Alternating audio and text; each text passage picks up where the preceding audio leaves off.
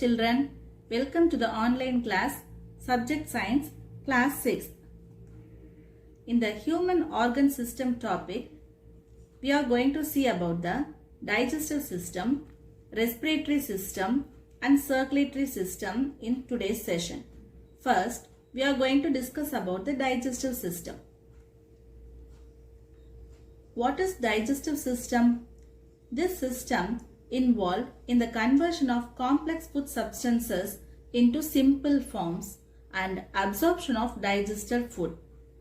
How it works? It works with the help of the alimentary canal and digestive glands. What are the parts are present in the alimentary canal, do you know? Mouth, buccal cavity, pharynx, esophagus or food pipe, stomach, small intestine and large intestine, and at last anus. So right from the mouth to anus, the alimentary canal is about 9 meters long. Then what are the digestive glands are associated to the digestion? Salivary glands, gastric glands which is present in the stomach, then liver, pancreas and intestinal glands. So these are the glands associated with the digestion. Digestion starts mechanically and chemically from the mouth with the help of the teeth, tongue and saliva. Salivary glands produces saliva which helps to lubricate food for easier swallowing and contains antibacterial agents and the enzymes salivary amylase which breaks down starch. Then stomach stores, mixes and digested food with the help of the gastric juice it produces.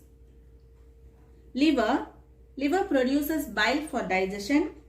Then small intestine, it is a long tube about 6 meters in which most of the chemical digestion occurs. Nutrients are absorbed from here into the bloodstream. Then large intestine, it absorbs water from the food that have not been digested in the small intestine. Also absorb some important vitamins that is produced by the large number of bacteria. So that's all about the digestive system. Next, we are going to see about the respiratory system. It involved in the exchange of respiratory gases and thereby helps in breathing. So, it is very important organ system to our body. It consists of some parts like nostrils, nasal cavity, pharynx, trachea, bronchi and lungs. Lungs are the main respiratory organs. They are located within the chest cavity. So the trachea is commonly called windpipe, is a tube supported by cartilaginous rings that connects pharynx and larynx to the lungs, allowing the passage of air. The trachea divides into right and left bronchi and enter into the lungs. They divide further and ends in small sacs called alveoli. The lungs are covered by a double-layered pleura. Diffusion of gases occurs across the alveolar membrane. So what is the passage of air?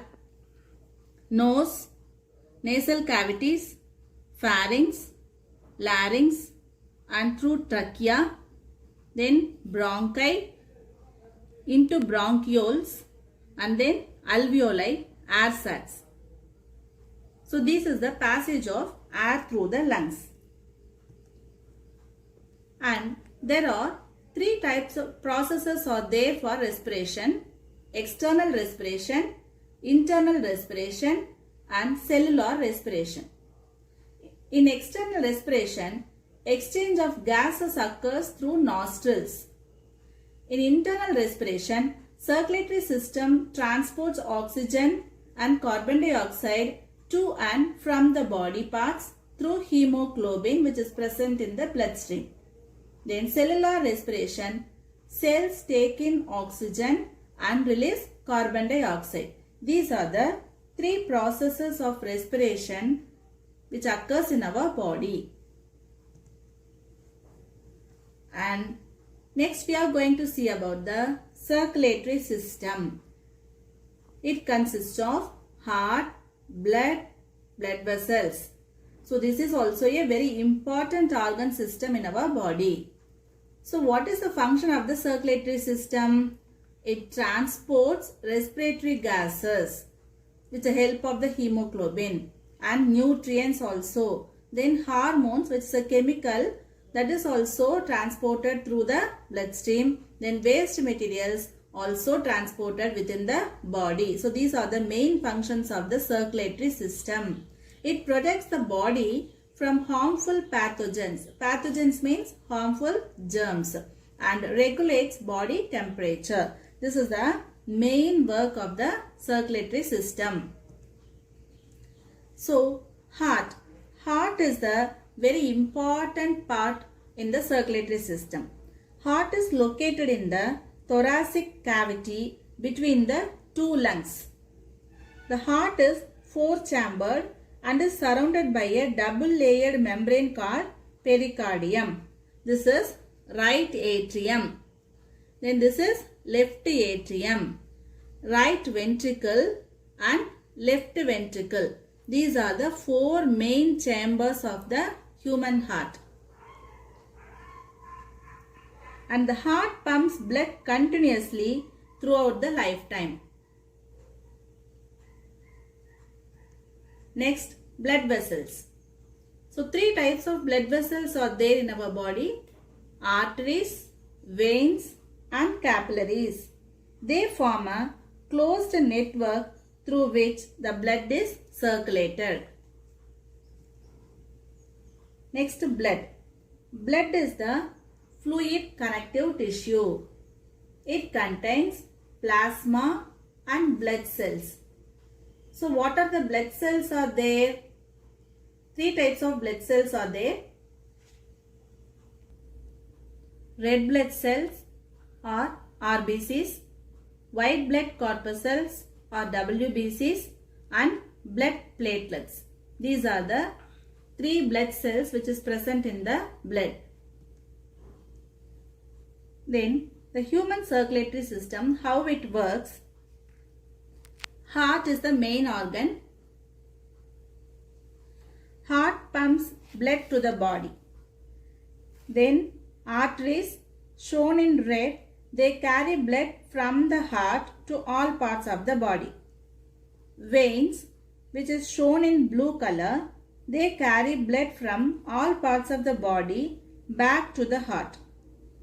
Then capillaries are very narrow tubes that not shown in this diagram. They connect the ends of all arteries to veins. They deliver and pick up gases, nutrients and waste products. And some interesting facts we want to see. Each lung has about 300 million air sacs or alveoli. Next, yawning helps us to take in more amount of oxygen and to give out carbon dioxide. The number of heartbeats per minute is called pulse rate. A resting person usually has a pulse rate between 72 to 80 beats per minute. And now it is time for home fun. Write the three processes of respiration in human. Draw the human heart and label the main chambers of the heart. What are the blood vessels present in the human body? So, hope you understand about the three organ systems that we saw now. Let me meet with the remaining organ systems later. Thank you.